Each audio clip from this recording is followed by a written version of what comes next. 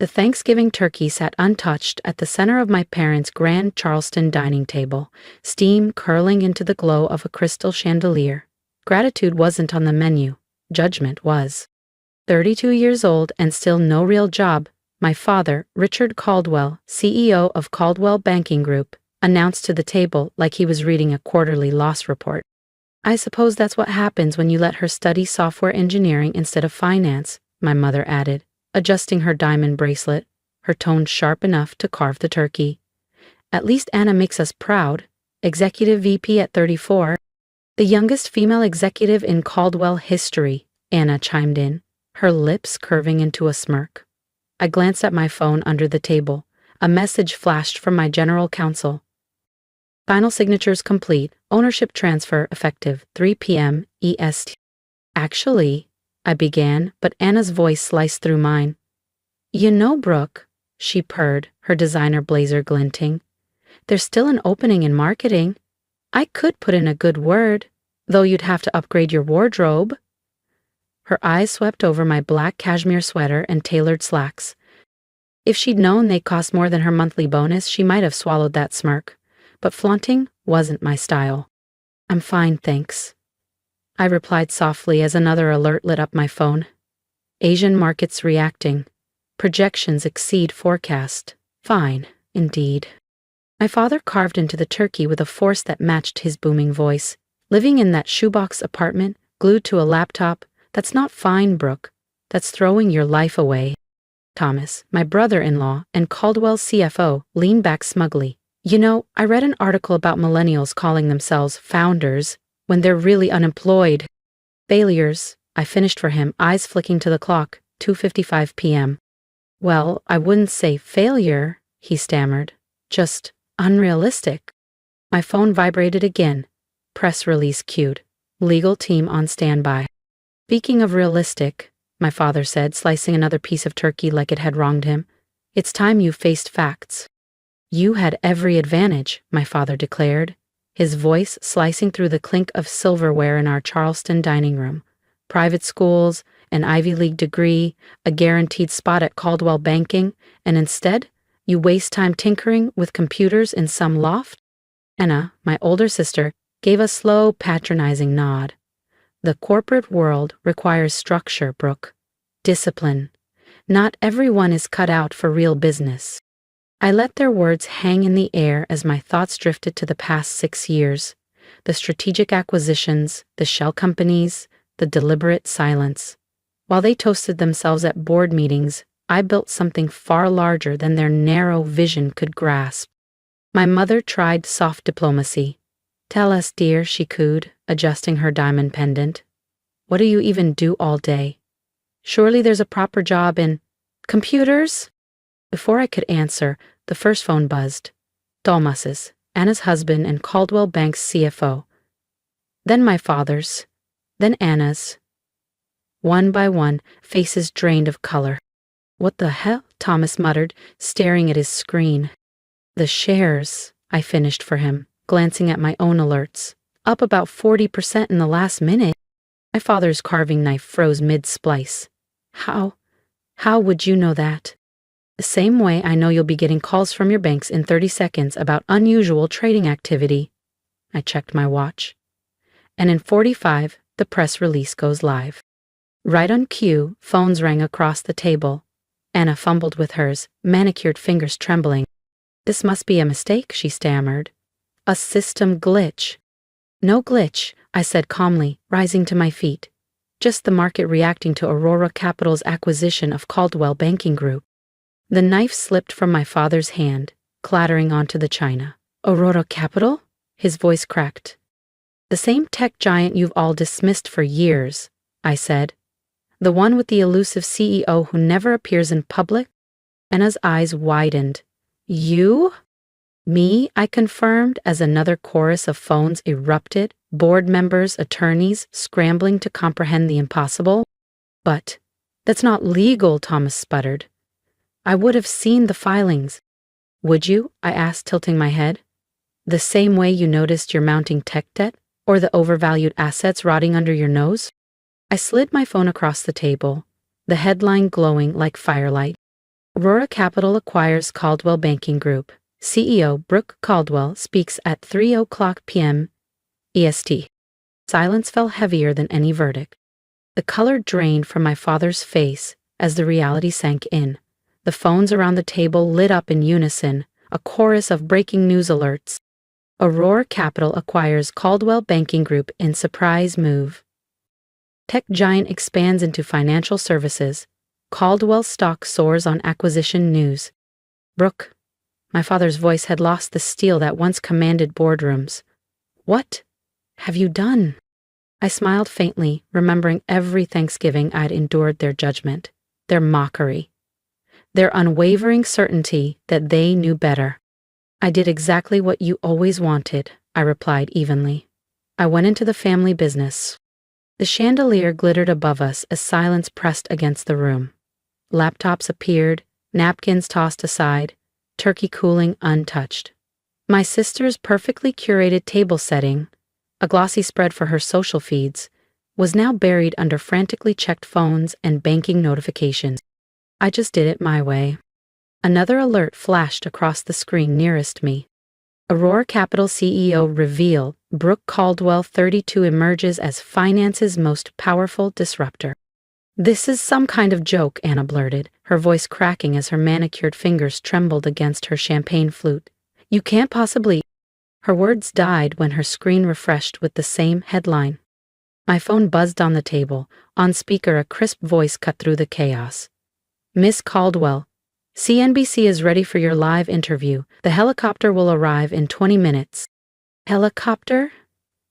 My mother's voice shot up an octave, pearl earrings swaying as her gaze darted toward the window. As if on cue, a distant thrum sliced through the quiet of their gated community.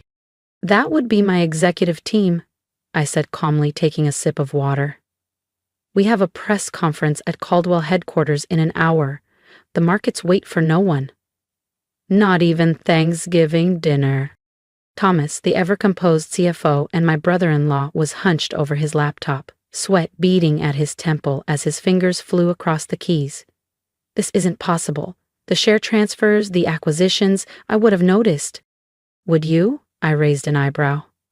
The same way you notice the shell companies buying your suppliers or the fintech startups embedding in your divisions. Funny how invisible things seem when you're looking down on them. My father sat rigid, his color oscillating between pale shock and flushed fury. Finally, he rasped, "The board, they'll never approve this." I leaned in slightly, voice calm but edged with finality. They already did, 3 hours ago. Phones buzzed louder. Another headline broke across the screens like a hammer. Caldwell legacy ends as Aurora Capital ascends. New era begins. The turkey sat cold. The judgment that once defined this room now lay buried beneath a $3,200,000,000 0 cents reality. If you want to see what happens when the boardroom showdown begins, and trust me, this next twist will leave you speechless, make sure to subscribe and turn on notifications so you don't miss the next part. They already have, I replied, pulling up the signed documents on my tablet. Unanimously, in fact. Turns out when you show them actual innovation instead of stale cost-cutting, they're surprisingly receptive. Anna's designer blazer was no longer pristine. Wrinkled and askew, it mirrored her unraveling composure as she paced behind her chair. "But I'm executive vice president," she sputtered. "I have contracts, guarantees." I corrected smoothly. Aurora Capital enforces a strict merit-based leadership policy. No more titles handed out because of last names or holiday dinners. "You're firing your own sister?" My mother's voice wavered between horror and fascination, clutching her pearls like a lifeline. "I'm implementing governance," I said evenly. "Something Caldwell Banking should have done years ago, instead of turning into a family country club." My phone buzzed again. Stock up. 75%. Downton market surging. Investors demanding statements. Thomas was still hunched over his laptop, scrolling frantically. The tech integration projects, the consultants, the digital overhaul.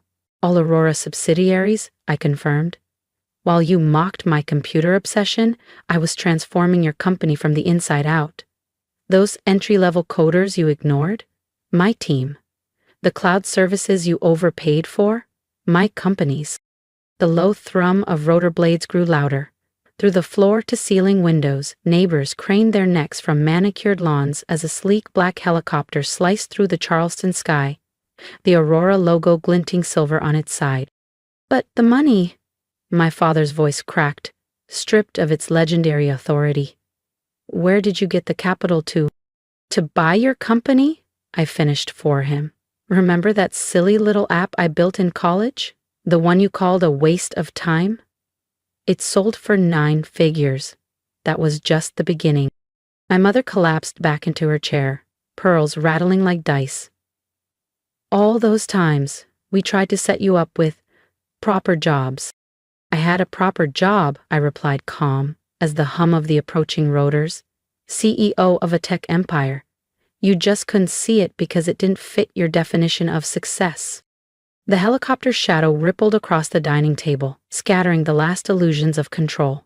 My executive team would land with contracts, press packets, and the documents that would dissolve Caldwell's dynasty into a new, data-driven future. Brooke, my father said at last, voice small, almost pleading. We only wanted what was best for you.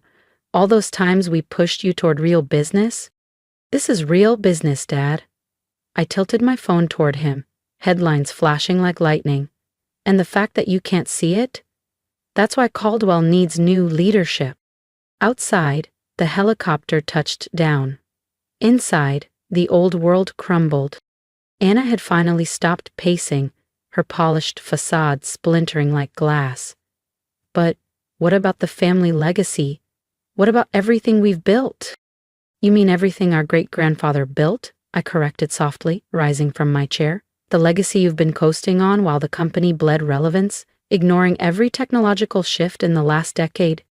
Outside, the helicopter descended, its downdraft rippling the untouched wine in crystal glasses, scattering napkins across the linen tablecloth. Through the towering windows, I saw my executive team step out, sleek black coats, tablets in hand, digital contracts queued for signatures. The future, walking up my parents' marble steps. Your severance packages are generous, I added, voice calm as the rotor thrum grew louder. Though, given your track record, far more than you deserve. The doorbell chimed, crisp and cold against the suffocating silence. My mother instinctively moved to answer. Decades of etiquette hardwired, then froze, realizing she no longer knew her place in this new order. I'll get it, I said, my voice cutting through the tension. After all, they're my employees now. Sometimes revenge isn't served with turkey. Sometimes it arrives in a helicopter, bearing acquisition papers and a new corporate reality. They called me unemployed at 30. Instead, I employed them all. The Thanksgiving feast cooled as my team transformed the dining room into a pop-up command center. Sarah Maisu, my COO, spread documents across one end of the mahogany table, while my family huddled at the other, silent witnesses to their empire dissolving, like the congealed gravy in its silver boat. The press conference is locked for 5 p.m., Sarah announced, glancing at her tablet. Media saturation in progress. CNBC, Bloomberg, Forbes, analysts are calling it the acquisition of the decade. My father's hands trembled as he scanned the documents. These dates? These shell companies? You've been planning this for years. Since the day you told me I was wasting time with computer games, I said, evenly. Consider this a long-term investment strategy. Anna scrolled desperately through her phone, watching Caldwell's stock soar. But all those board meetings, those planning sessions about preserving traditional values. I was there, I interrupted softly. In the corner, quiet, invisible. Amazing what people share when they dismiss you as an IT consultant. Thomas looked up from his laptop, his CFO mask shattered. The digital transformation budget we approved last quarter, the one I said was excessive, it funded Aurora Capital's full valuation of Caldwell. I smiled faintly. You literally financed your own takeover. My mother, eyes darting like a cornered socialite, finally spoke. Brooke, darling, surely we can work something out. I leaned in, my voice calm but final. We already did. You just didn't read the fine print. Darling, my mother began, her voice trembling with desperate charm. Surely we can discuss this as a family, perhaps over coffee in the living room? The Hendersons are coming for dessert. They'd love to hear about your success. The Hendersons? I raised an eyebrow. You mean the private equity firm that's been circling Caldwell Banking like vultures? They're welcome to direct inquiries to Aurora Capital's investor relations team.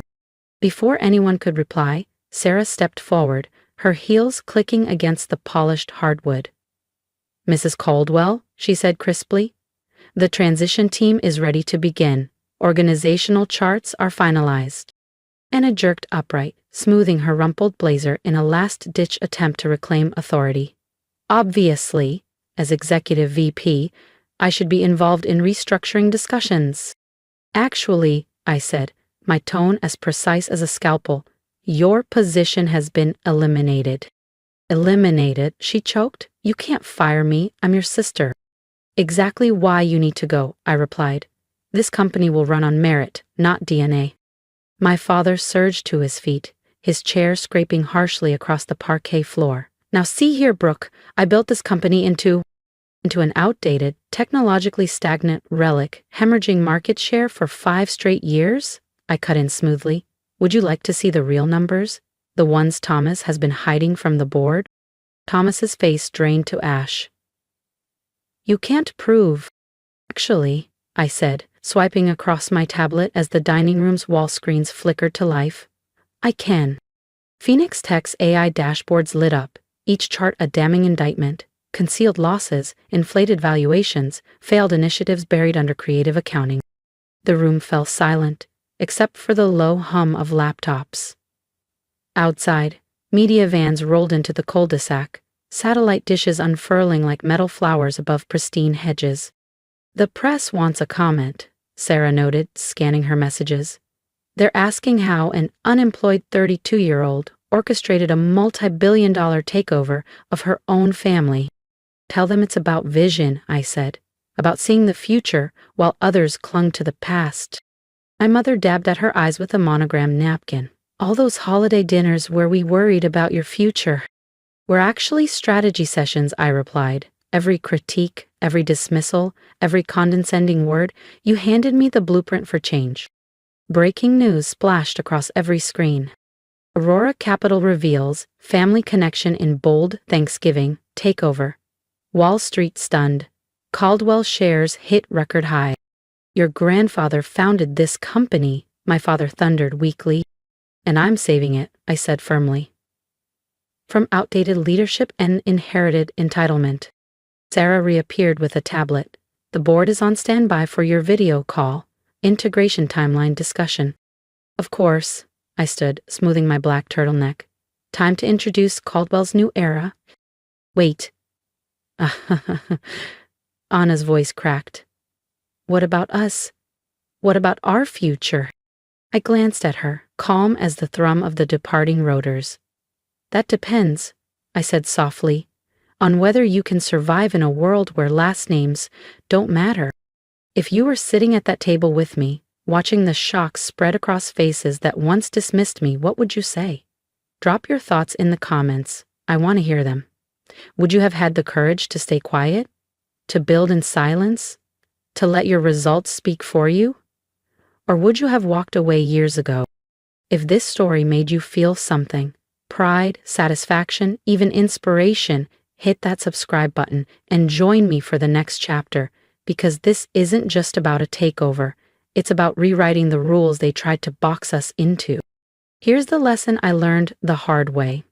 You don't need validation to build your vision. People will doubt you, mock you, even call you a failure. But that's just noise. Your work, your persistence, and your patience will do the talking. So take this as your sign to trust your plan, even when no one else can see it yet. Stay focused, stay strategic, and when the time comes, let your results make the loudest statement in the room. Subscribe now because you won't want to miss what happens next.